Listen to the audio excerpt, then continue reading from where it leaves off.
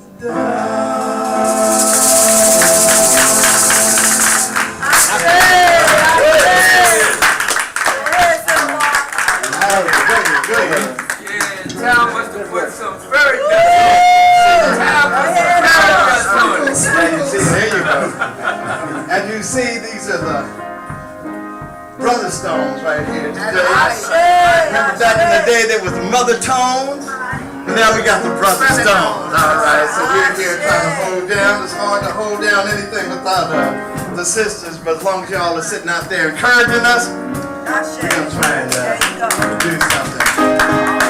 I don't know if any of you guys know, but one of my favorite artists is John Legend. We're going to do a John Legend too, if you're out there.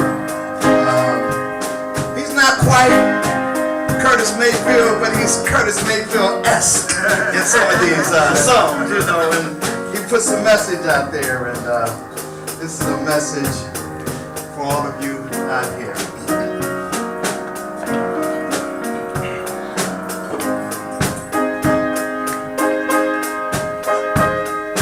If you hear this message, wherever you stand, I'm calling every woman, I'm calling every man. We're the generation, we can't afford to wait. The future started yesterday, and it's already late. I was looking for a song to sing, search for a melody, and search for someone to lead.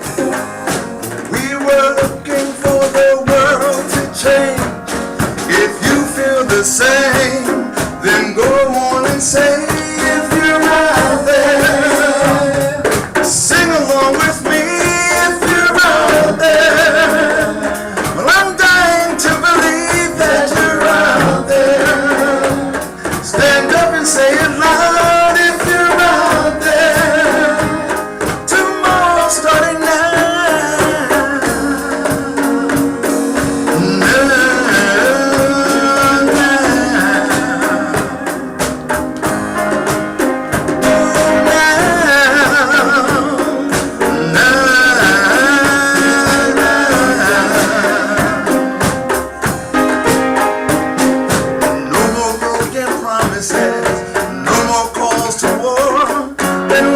Love and peace that you're really fighting for.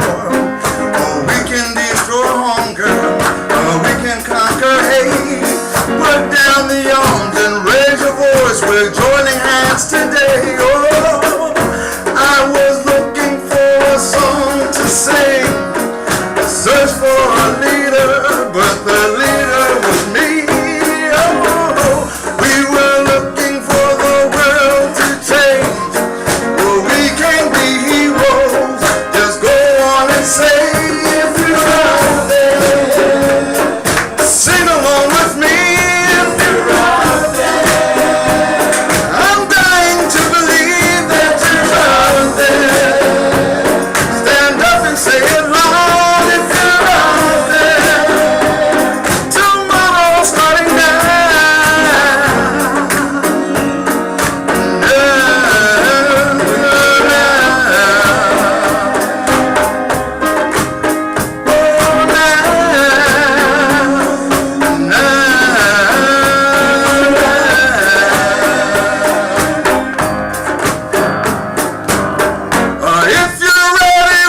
Shake the world, believe again, it starts within. Oh, we don't have to wait for destiny, we can be the change that we wanna be if you're out there.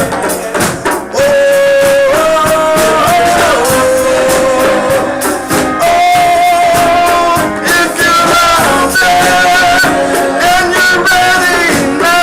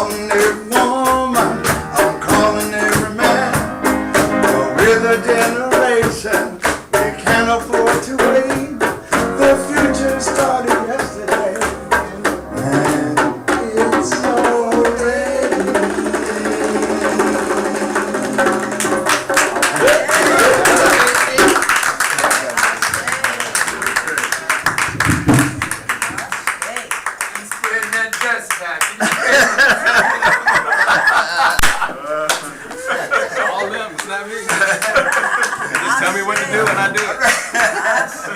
Ashe. Thanks to Mr. Greg on his great Yeah. Oh, Greg, you getting better on the drums over there. He's making us sound good.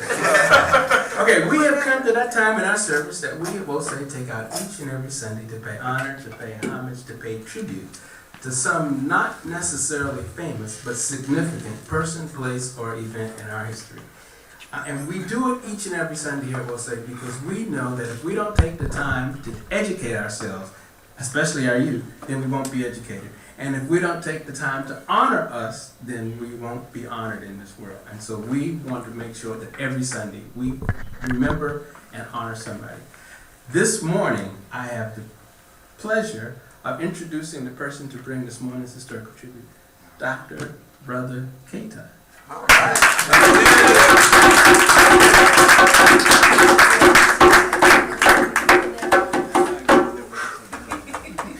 Okay. Good morning, we'll say. All right, good morning, Dr. Good to see your faces. Yeah. As an introduction, I have to take a minute to relate how my taking the name of Keita came to be. My birth name, given to me by my mother, was Keith, which is a Celtic name, I believe. And but as an infant, as a child, that TH sound is, in casual speaking, my family had a hard time with. And so a nickname commenced calling me Keita. And I think it's, in many African languages, the TH sound is absent. So it wasn't anything strange or unique.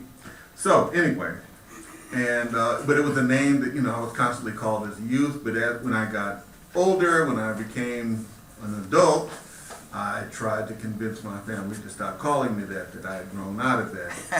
Which they, politely refused. So anyway, as time went on, as I began to explore African spirituality and was looking for a name, I attended the performance, I forgot the name of it, but it was performed by the traveling troupe about the life of Sunjata Keita. I forgot, what is the musical dance troupe that performed it? Is it Ballet Africain? Yeah. Anyway, and so I was impressed by that, and I said, well, there it is. It's been there all along. Let me go with that. So this morning's historical presentation will be on the life of Mansa, Sundiati Keita. And I will just send a flyer around with some images of him, one on this side and one on this side. Okay. Sundiati Keita. He was also known as many people, when I was coming up, when we talked about him, referred to him as Sundiati Keita. Right. But the correct pronunciation is Sunjata Keita, or he was also known as Mari Jata in the Muslim Tariq Chronicles. He was a legendary 13th century king of the Mali Empire. He was born in 1217 of the Common Era. In some bios they have it at 1210, but the majority of them say 1217. To King or Nare Magan Kanfata of the kingdom of Kangaba, which was part of the Mandinka people in the village of Niani, which is ironically, or maybe not coincidentally at all, but the last name of the author, the major work on his life, his last name is Niani. On the Niger River, southwest of present-day Bamako, who was married to previously married to Susuma Barete, and they had a son and a daughter. But later he married 2 other wives, and one of which was Sogolon Keju, and her name meant daughter of the buffalo woman, or the buffalo woman, and supposedly that is because of her what they said is her ugly appearance, and because she was hunchback. Now, before Sunjata is born, a soothsayer predicts that he will make the name of Mali immortal forever, and that he will be mightier than Alexander. Now, however, as a child, Sundiata was a disappointment because he could not walk, and he was physically unattractive in the eyes of most. Now, consequently, his mother was openly ridiculed by her co-wives, who were promoting their sons, to be the next king. But he was determined to get up and walk with his peers. Nevertheless, his father, related to him that he indeed would be king. Now, much of what we know about his life and career comes down to us through oral traditions of the griots, of the Jalis or Jalibar, and the Muslim tariqs of the 16th century, which weren't written until a couple centuries after his death. But because of the low regard for African traditions, European historians are at a loss in separating fact from legend. So if you follow their commentary, most of his life is mythical or legend. But we're not that way. We give value and credence to the knowledge that's passed down. So because and also, contemporary writers list him as a Muslim. Well, some contemporary writers list him as a Muslim, but the Tariq chronicles, in fact, deny this due to the prevalence of the practice of animism in his life. Animism being attributing a soul to not only human beings, but animals, plant life, and inanimate objects. So, and also there was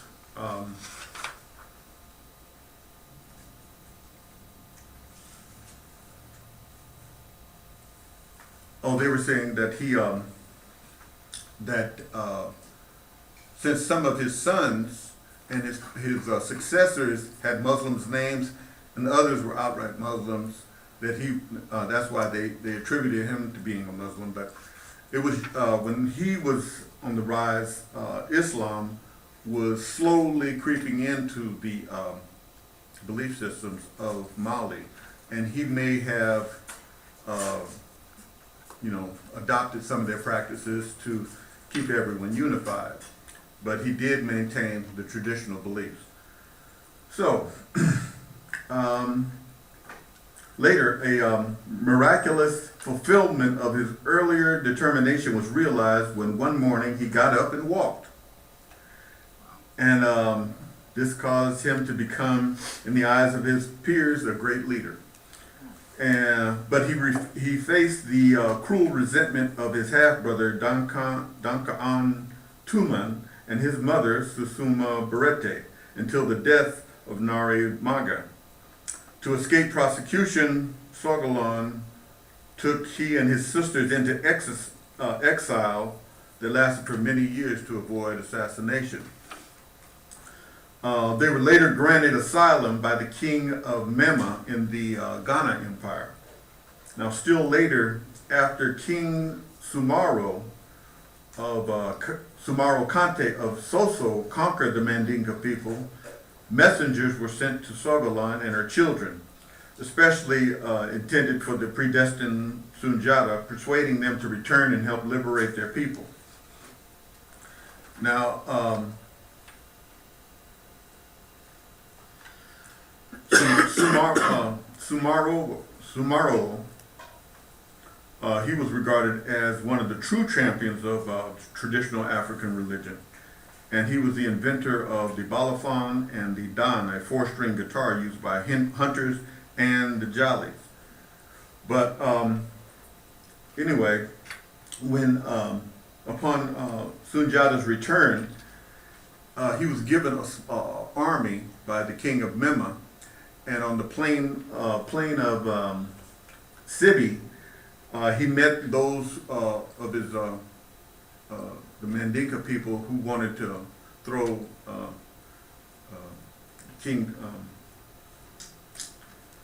Susuma, not Susuma, but Sumaro off their backs. They formed a pact of brotherhood pact to foment the revolution.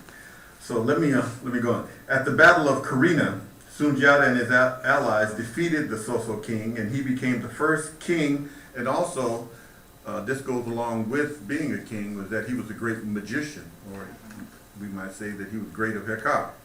It was part of the office. And therefore he thus became the first of the Mandinka line of kings to adopt the title of Mansa, or King of Kings. Now,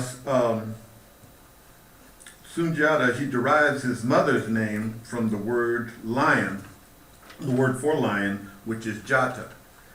Keita means worship or praise. And it also means an heir. So that's a unique, that's an interesting title, interesting name for him to take on, considering his life. It was a fitting name for his life. And Sun was derived from his mother's name, Sogolon. So by interpretation, the name Sundiata or Sunjata praises him through his mother, or as he might be called, the son of the mother, which is a common narrative in a lot of other stories I've read about great leaders, that they were referred to as the son of the mother and were rejected because of that initially, but eventually rose to become great leaders. And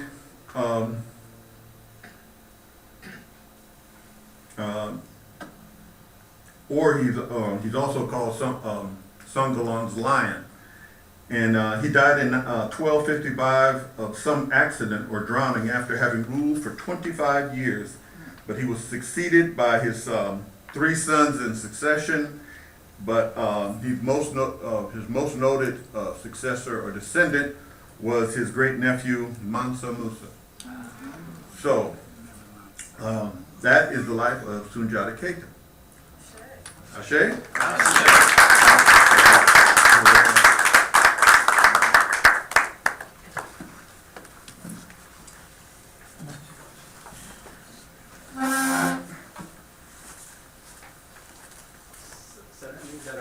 Second was one of his sons also. Yeah. Oh, okay. His nephew. Yeah, nephew. Yeah. I'd like to thank Dr. Keita for that very informative historical tribute. And I'd also like to thank Dr. Keita as well as Dr. Davis for very personal and intimate sharing this morning in terms of their names. And I think when we share those kind of things before the community, as opposed to small groups and factions, that we're truly practicing community. So I applaud them for that sharing. Sister Funny. In my case, Katabazi, I selected that name in 1974 at San Francisco State University. I was taking a Kiswahili class here. We all selected Kiswahili names. And it's a name that I've continued to use over the years. And even before I became more aware of the various components of the name. So I think we need another vehicle for sharing, for getting to know one another, and introducing ourselves to the community. We see each other on Sundays, and oftentimes we don't see each other for the rest of the week. But if we are a community and we practice in community, these are some of the things that we need to focus on. Again, I'm here for the litany of sacrifice. And the offering envelopes are being offered. Sister Fania, Sister Nobly, Sister Jalea. All right, and we got Sister Tracy at the altar table. And so as you prepare and your sacrifices are collected, this morning's inspiration reading comes from Husia, page number 68, coming from the book of Fee 4, page 68 and passage number 4. That passage reads as follows. Do not be greedy, lest your name send forth an offensive odor. Greed brings conflict and fighting in a house. It takes all sense of shame, mercy, and trust from one's heart, and it causes turmoil in a family. Those who are greedy do not lack to give to those who gave to them. They do not consider tomorrow, for they are only concerned with the moment. There is no end to the wrong done when money and greed are together.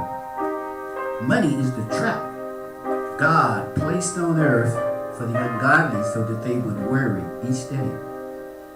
But he gives it to those whom he favors in order to take away worry from their hearts.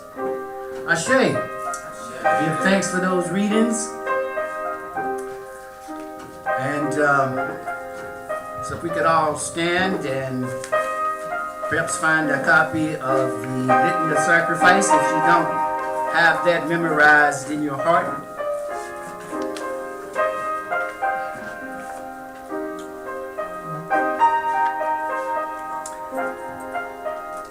Let us read together.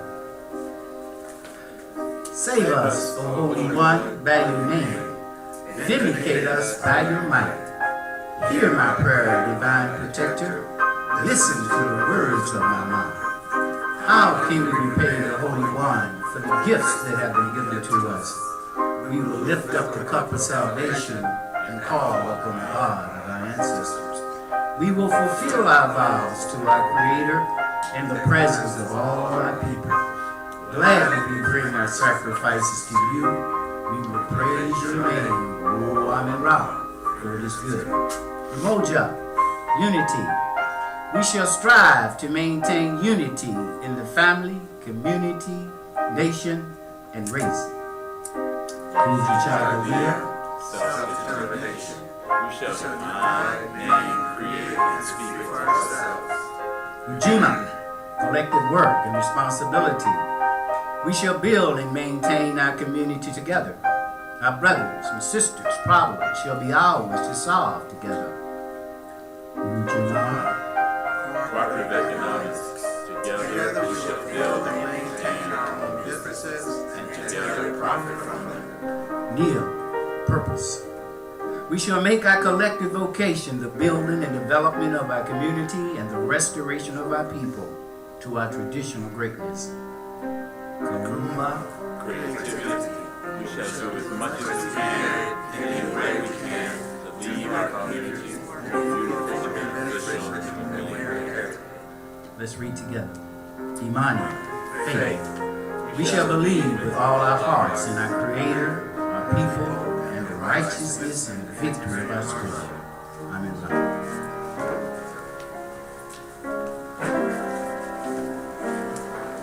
Candles of the Guzo Saba are burning brightly on the altar of holies.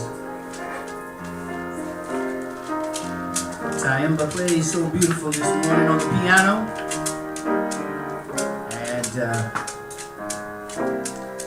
to the brothers Exerson, be well, be safe, and we see you another day.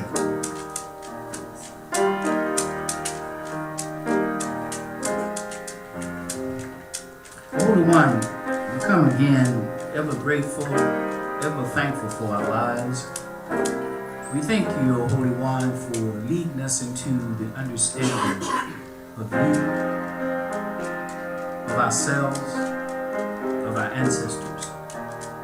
We thank you for leading us to this place called Husia, a place where we can come and worship, and we can develop spirit, and we can sing songs, and we can inform ourselves and learn of our ancestors. And through learning of them, we see the great dramas and the great works that was played out through their lives. And we ask and pray for that same energy, that same creative energy that allowed them to build, to imagine, to innovate.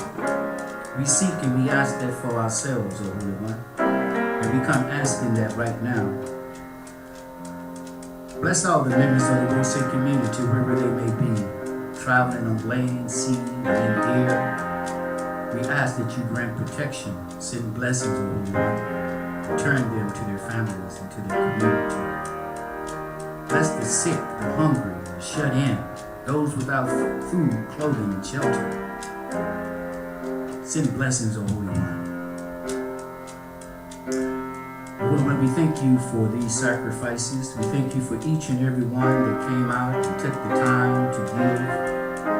We pray that these sacrifices multiply, that we may be able to expand this work, to take this message forward in a more positive and more forceful kind of way. Be with us, O Holy One, on this day and throughout the day. Bless the one that will come with a word to share. Let us open our hearts and minds to receive that word. Again, just very thankful, O Holy One. Be with us. Ashe, Amen.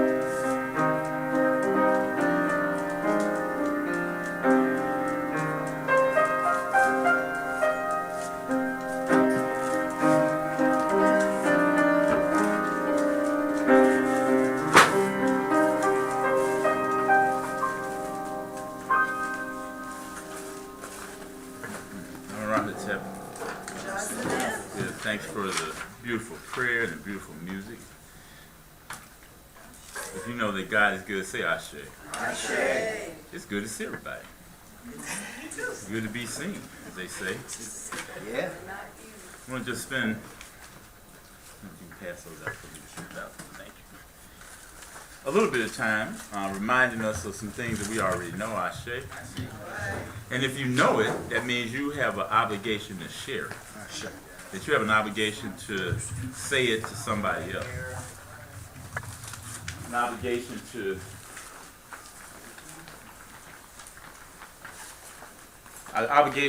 lift up someone who may not have the information you have. So a lot of times I think we at Rose, we know a lot, Ashe. We've been around each other a long time, most of us. We've had an opportunity to learn together and grow. This time the New Life Seminary class is being taught is 2,000 Seasons. And 2,000 Seasons is an amazing historical novel about the history of the African people and what we've been through. And as we get into those discussions, we challenge each other. You know, we get a chance to share ideas and learn and grow together. And that is, in fact, important and part of what we do all the time. It's also important that we know that we're here because the Most High has given us another day to be here. We say Ashe. Ashe. We know that the Most High has spared us, if you will, has given us another opportunity to do good in the world, has given us another opportunity to hug our children. Ashe? Ashe. To hug, and our children are all of our children. Whether you have biological children or not, they're your children. Ashe. So we give thanks to the Most High. We give thanks to our ancestors for whom we pour libations. It's not just a, empty ritual. If you evoke the energy and the spirit of our ancestors, those people that came before us, and evoke their struggle, to think about Sunjata, to think about how he united Mali, Songhay, and Ghana, how he united the people at a time where they needed to be united, then you get some inspiration from our ancestors. If you call Mama Jasiri's name, if you knew her, remembered her, know how she moved, that energy, like packed into that little 5'3" body, or however tall she was, then you get inspired. If you have a parent that taught you something worthwhile and you think about them, you remember them, that's going to inspire you to do something better. Something better. And even in family life, there may be something that that parent shared with you that you need to now share with another person. Things happen for a reason. Everything happens for a reason. We give thanks to our elders this morning for an opportunity to be with them, and all of our elders in the room. We love you, and we ask you for your permission to continue, which is our way. This is how we do it. Give all the elders a round of applause. Good to see all of them this morning. And I just want to talk just for a few minutes on this theme. Are you a chosen one? Are you a chosen one? To encourage us to become the people that God ordained us to be. Are you a chosen one? Our children need us all over the country. Yes. All over the planet, probably. Our children need us now more than ever. Yes. Because as a people, if we don't educate our children, spiritually speaking, we can give them all the technical skills and make sure that they know how to read and write and make sure that they know how to compute. But if we don't give them spiritual tools, That's right. if we don't give them the spiritual makeup to navigate this world, then we haven't done our job. Yes.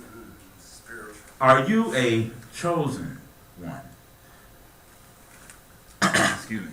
I got a chance to spend a little time in a classroom at Oakland Technical High School this past week.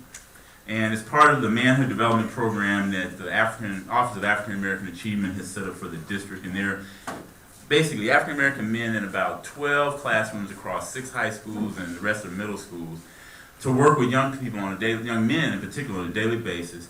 And it was interesting sitting and listening to these young men, because really at the end of that hour and a half or so, what I noticed was an interaction that is typical at Ileoma Day.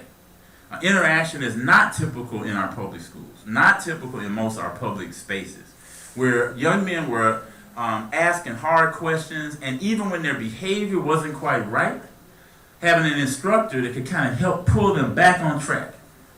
There's a difference between saying, let me talk to you outside in the hallway and give you a little tune-up, then go to the principal's office. That's a different. Those are two choices that get to be made with our children. Sometimes this can I take you to your house if you're on the street after I see you doing something you're not supposed to do, or do I call the Oakland Police Department? Some choices there. We heard a story about it and saw this in action in that classroom where the instructor, all he had to do after he had said to this young man a couple of different ways and a couple of times, I need you to be attentive, I need you to sit up, put your head up, sit up straight, sit up in the desk, and he said, in the hallway. The brother was like, oh. You could tell it was one of them things that happened. He said, in the hallway. He just repeated himself about 3 times. Thank you. And he said, in the hallway. So the brother went out and knocked the desk a little bit on the way out the door. And Brother Hancock kept teaching the rest of the class. And we got to a natural break. He stepped out for a minute. There was no loud shouting or nobody, you can hear nobody getting thrown up against the wall or nothing. And this little brother came back and he was fine. That's all our children need sometimes. And it's us that are responsible for helping them along the way. Are you a chosen one? Ashe. I'm going to ask you to look at the text that was just distributed. This comes from another one of the tools in our toolkit. As African people and as spiritual folks, we have a lot of tools that our ancestors have left us, spiritually speaking. And we can choose to use those tools or not. We can let them sit. Like some of us have, toolboxes in our garages that are rusty and they haven't been used in a while. Those knives haven't been sharpened. That hoe hasn't been taken out to chop the dirt. And it gets a little rusty. But we have spiritual tools at our disposal that our ancestors left us. Sometimes you find them written in the Husia. Sometimes, in this case, in the Odù Ifá, another work of Malana Karenga. He translated the text that come out of the Odù, the 244 stories and texts that are usually part of divination, but he pulled out the ethical teachings of that writing. The same way that we take the Husia, same way we take something out of Ifá, it's all African spirituality. Yes. It's all part of the African spirituality toolkit. Yes. Ashe? What Arma in 2000 seasons encourages us to do is see ourselves as one people. And if we see ourselves as one people, then we see ourselves as being able to use all the tools that our people have developed for us to be better people, to be chosen. Ashe. So I'm going to read just the first few lines of this together. It's from Irosu Iwori, which is the name of the particular Odù. And if we just read we'll read the first 1, 2, 3, 4, 5 lines or so. Okay. You ready? Let us do things with joy. We're going to repeat that. We're going to repeat that. Y'all just say that right. It said joy. If you read it again, it's like, let's read it again. Let us do things with joy. Those who want to go, let them go. Those who want to stay, let them stay. Surely humans have been chosen to bring good into the world. Let's stop there. Let us do things with joy. Do we engage each other with joyfully? Do we engage our children joyfully, or are we always fussing? Right? Fussing has its place, I should. I've done my share of fussing. But it says, let us do things with joy. Those who want to go, let them go. You got somebody in your life that you need to let go. They can go head on. You might circle back and see them on life journey or a different spot on the path, right? And those who want to stay, let them stay. Surely, humans have been chosen to bring good into the world. Are you a chosen one? We who are part of this community of the sacred African way, we've chosen a particular path. We could have been Christians, we could have been Muslims, we could have been in our closet practitioners, we could have been a lot of things, I said. There's a lot of things to be, right? But we chose something very specific, the sacred African way, a way that's part of our culture, a way that's part of our history. And who we say we are requires us to live differently. Ashe? There's at least two things that I think that we have to do in our lives. If you boil them down beyond all of the things that we know or taught in our community, the things that we know are important, there's at least two things. Because there's this high ethical standard if you call yourself African. Part of the definition of being African is not just about melanin and hair and clothes. It's about how you live. Ashe? What our children need is for us and our adults, everybody in our community, to understand what does it mean to be African. Because we can be African American, we can be American African. We can be a lot of things, but what does it mean to be African? How do we decipher out of our history, out of our toolkit, if you will, out of our operating manual as Africans, what are the things that are critical to showing and being African? Well, one thing is to live a life that is constantly, consistently, and persistently showing gratitude and praise to the Most High. African people are spiritual because they have a consciousness of God, a consciousness of spirit. And it doesn't get in the way of your living. In fact, it informs your living. To live a life that is constantly showing gratitude and praise is difficult. It's hard to be prayerful when things aren't going well. Ashe. Or maybe better said, it's hard to be praiseful when things aren't going well. Because we'll start praying. When you got a problem, you pray. You go like, okay. But it's a challenge to be constantly showing gratitude and praise to God in every situation. In the context of what's happening in our community, sometimes people get doubtful about the existence and power of God. Our children, many of whom haven't even been introduced to any conception of God, who think that everything is the here and now, everything is right. If I can't feel good right now, it doesn't have value. That is a lack of spiritual training. Because if you're spiritually grounded, you know that everything good that is coming your way may not come today. It may take a week, a month, a year. It may be after you graduate high school. It may be when you're in your 30s. You don't know when those blessings are coming because you're not as smart as God. Ashe? You smart. You real smart. But you're not quite as smart as God. We're not even smart individually as we are collectively. Collectively, we know a whole lot. There's several hundred years of smart in this room right now. But if we don't talk to each other, if we don't share ideas, we don't study together, we don't work together, we never get the benefit of the smartness spiritually of each other. Ashe. So it's smart to show gratitude to the Most High. Ashe. The second thing that is part of that imperative, that high ethical standard of being African, is to live a life that is constantly consistently and persistently building and exhibiting high character. That's right. So you got to praise and you got to show character, which plays out in work. To be a real African, these are the things that are, at least in part, required. And I put something on the real part, because some of us, you know, and based on family situations, sometimes people will say, well, is that her real father? Is that her real mother? What do people mean when they say that? A lot of times they talk about, is that your biological mother? Is that your biological father?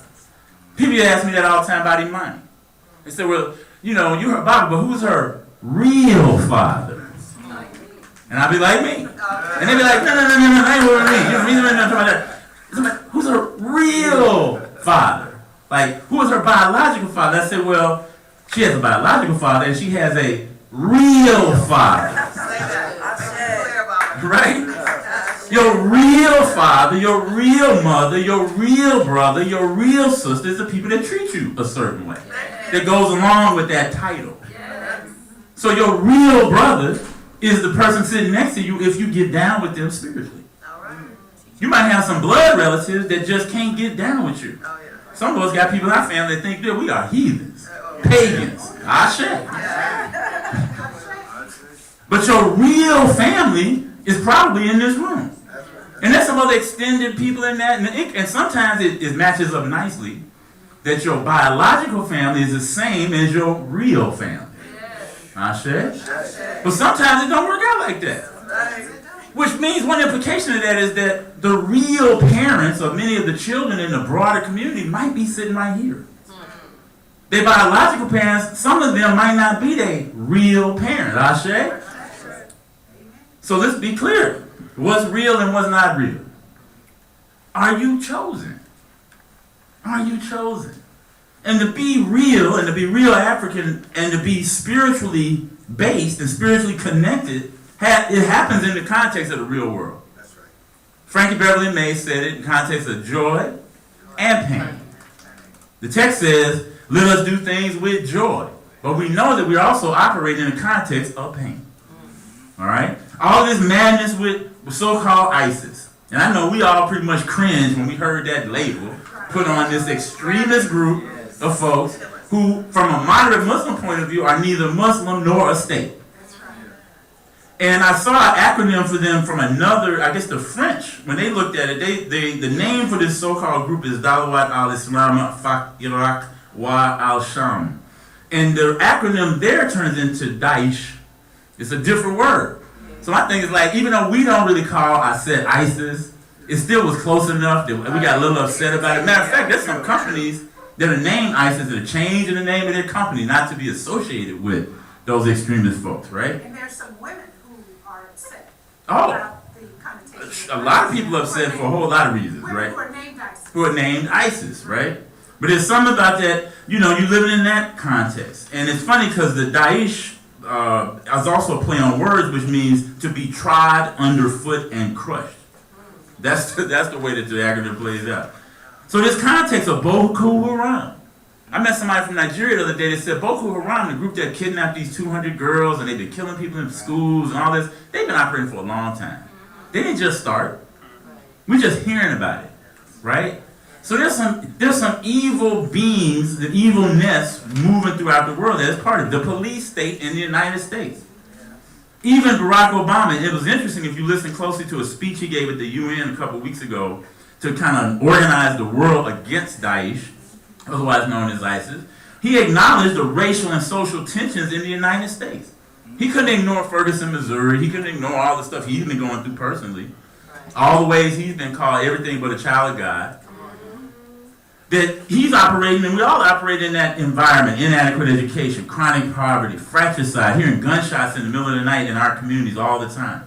But see, we also live in a context of beauty, hopefulness, that joy, the joy of nature. When we get out in nature and really take full advantage of the happiness of music and artwork, the possibilities of the future if we do work deeply now, helps us understand what God ordained us to do. Because we have to work in that context. We have to work in the context of things that aren't necessarily perfect. There's a story I want to tell, and I didn't make it up. Once upon a time, there was a people And they always had questions. Now, the all-knowing one, the priest of Orumila in the Ifa tradition was a messenger. He was a person, and even in their tradition, they talk about how he came from the east. And many scholars say east being the Nile Valley. But he's working his way across the continent, teaching people and using divination. And everywhere he goes, he's sharing some part of that spiritual toolbox, some part of the tools that are important in terms of how to live. And he said the people of the world, well, one of his teachers, and everybody has a teacher, he said the people of the world will come and ask a certain question one day. People always got questions. Even when they know the answer, they got questions. Sometimes you just need to get into action, right? Just do the thing, right? But Ifa heard this, and he said they're going to ask you a certain question, and he made his offerings, his sacrifice, his tithe, if you will. And one day, and his side of the text says that all kinds of people, good people, and those who do not allow good in other people's lives gather together. You notice how he said it. He didn't say the good people and the evil people. They said the good people and those who do not allow good in other people's lives. Somebody has somebody in your life that's not allowing your good to come through. Ashe? Some hater, some blocker, somebody's doing something or in and around your space that doesn't allow good to come into your lives. And so all these people, all kinds of people, they went to Orumila, this wise teacher, and asked the question. They said, coming back and forth to the earth tires us. In that tradition, they had a belief that we all start in heaven, and then we run an errand to earth. And when you finish your errand, you go back home. That's a whole nother conception of what it means to come to the earth, right? We come to run that errand. So they said, coming back and forth is tiring.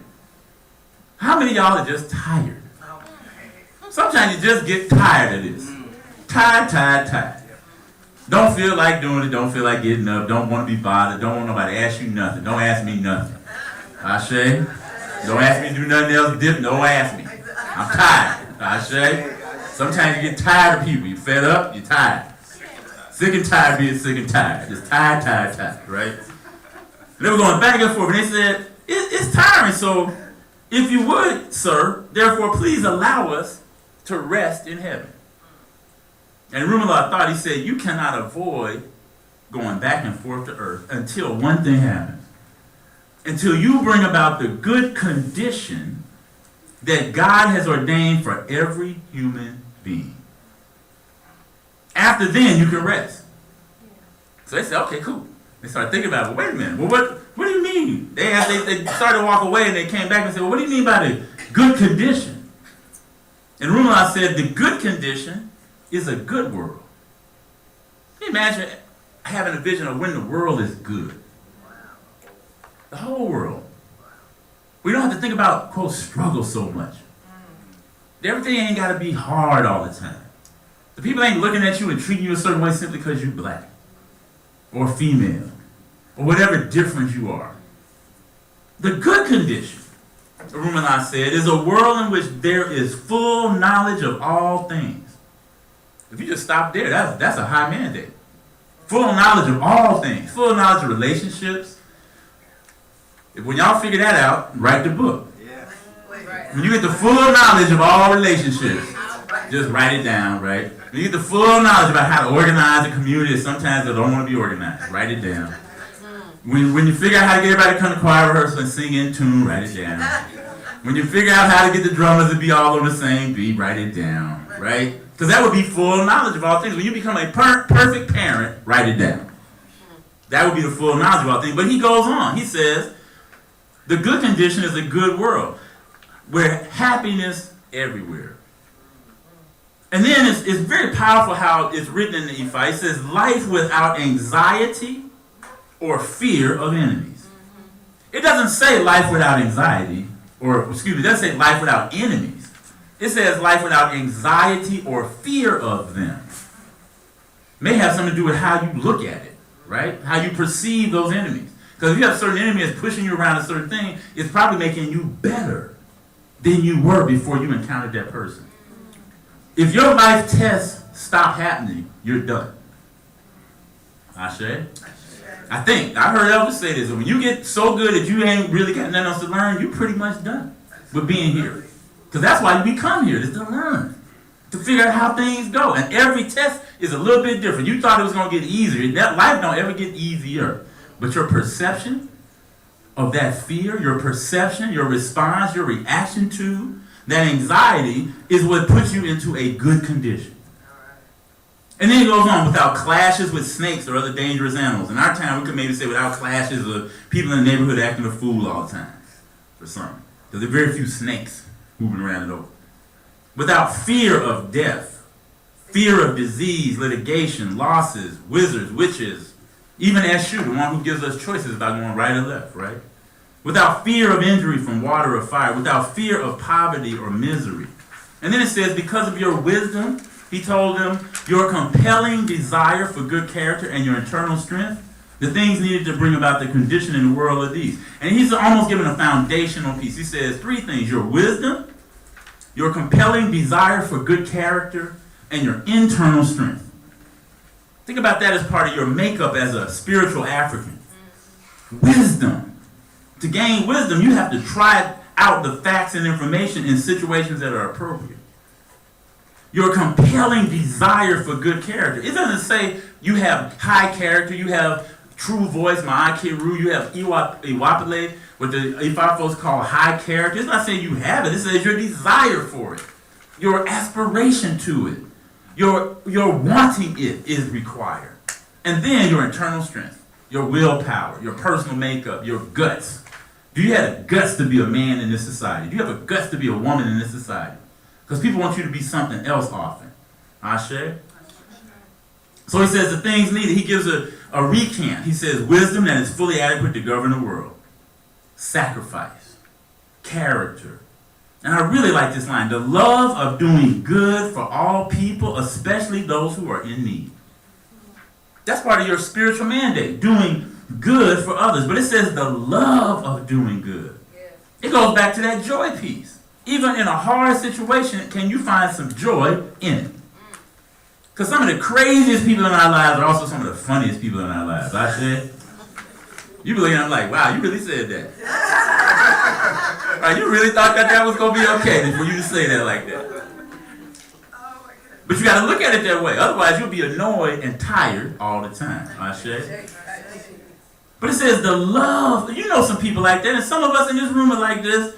That you just love doing good for people. You get your jollies by doing good for somebody else. It makes you feel so good to do good that you just want to do more good. Ashe? That's a nice orientation to have. And not feeling like you keeping track. Well, I did good over here, so I ain't got to do good over there. That ain't how that works. It's not how it works. But sacrifice. Our ancestors sacrificed for us. Our parents sacrificed for us.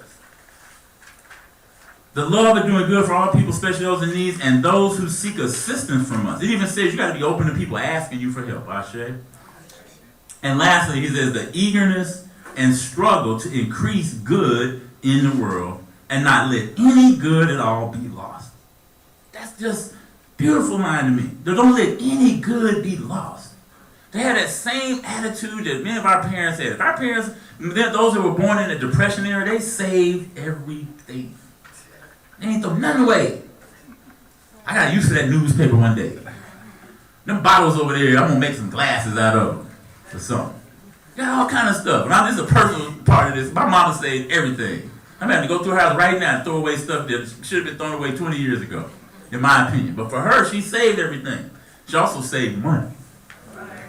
She way smarter than most of my friends and me. She saved money and left some for her kids and grandkids. Thank you, Mama. Man.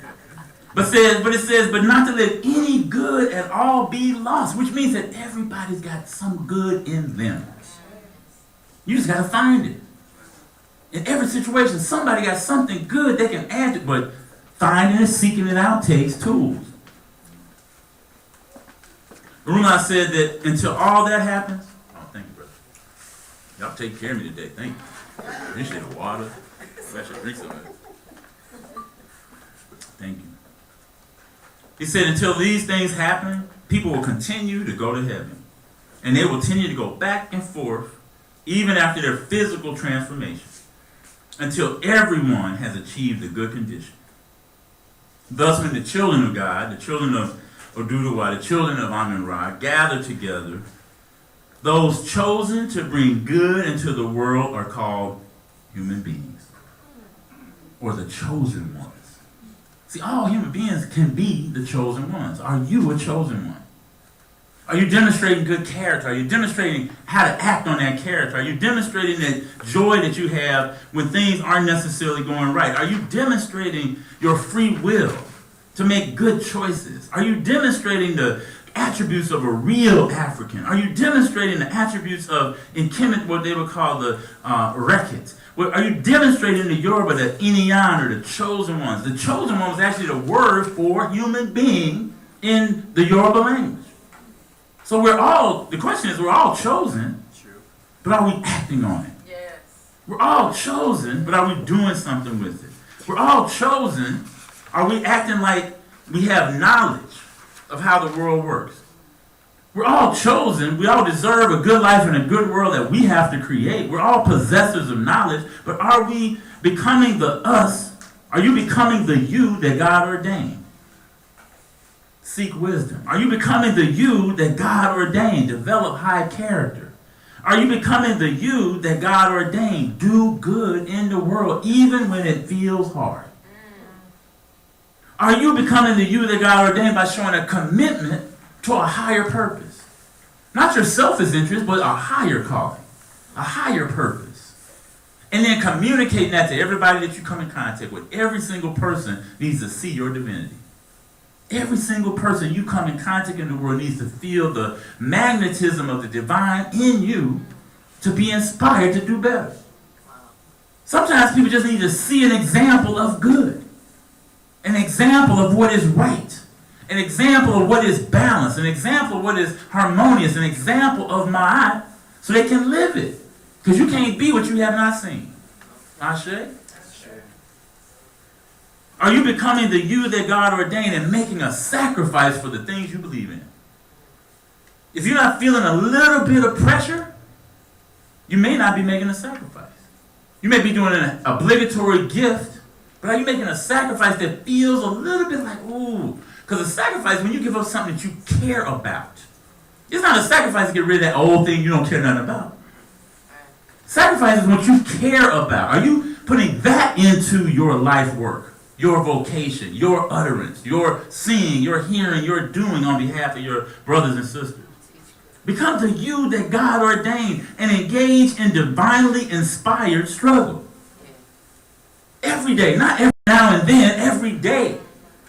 Every time you wake up, are you ready to go to spiritual work? Starting with you and how you wake up, and then spread it to everybody in your household, even if it's just your dog, your cat, the tree in your backyard, whatever the thing is, the children you encounter on the street. Do you do the simple things? Just say hello to brothers and sisters on the street. Because if they're your real brothers and sisters, you're going to say hello. You don't not say hello to your family. Even your knucklehead family, you got to say hello. Ashe? See, y'all know, you know what I'm talking about. There's some people in your family, you wish they wasn't in your family, but you stuck with them.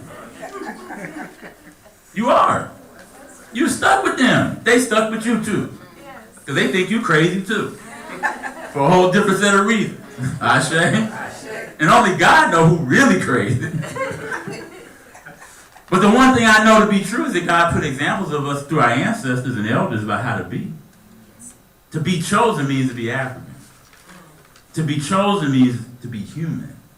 To be chosen means to be bringing out about the good condition in the world. To be chosen means to live showing and demonstrating, not just talking about it, but demonstrating high character. To be chosen means to do something extraordinary in what seems to be an ordinary situation. Let's do things with joy. Those who want to go, let them go. Those who want to stay, let them stay. Surely humans have been chosen to bring good, to bring the best, to bring the highest, to bring the most divine into the world. Ashe. I invite you to stand with me as we close out today. we are fortunate that we've been celebrating birthdays, and happy birthday again to Sister Tracy. And Marsha's celebrating her birthday today.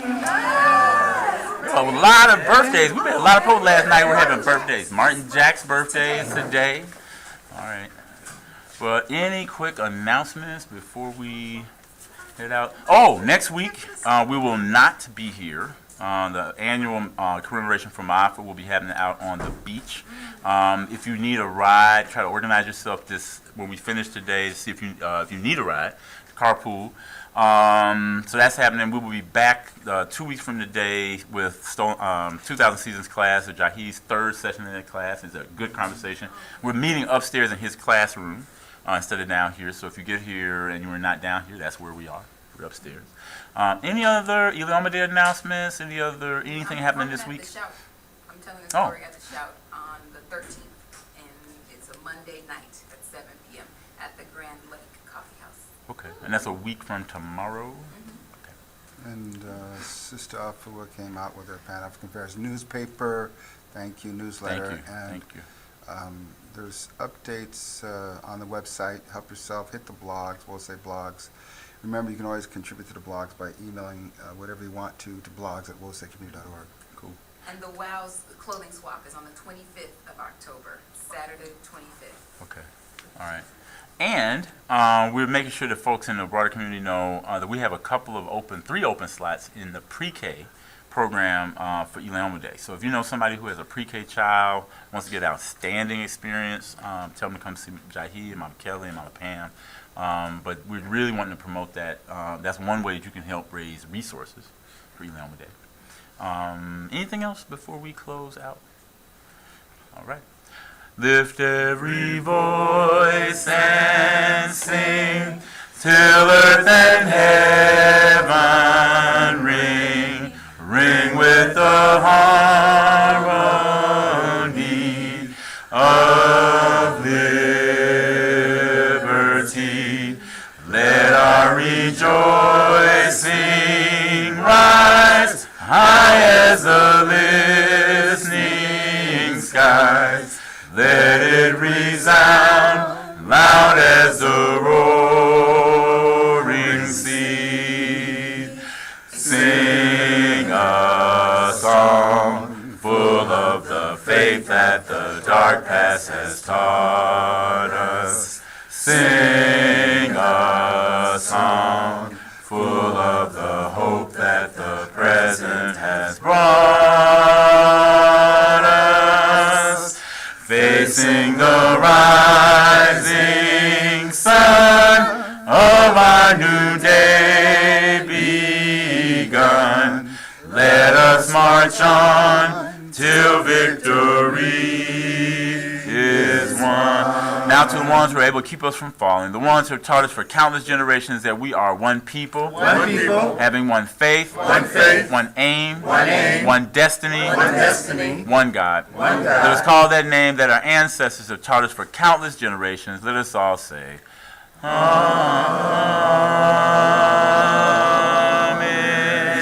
Amen. Right. You are the most beautiful people on the face of this earth, in tune or out of tune. Happy birthday to you. Happy birthday to you.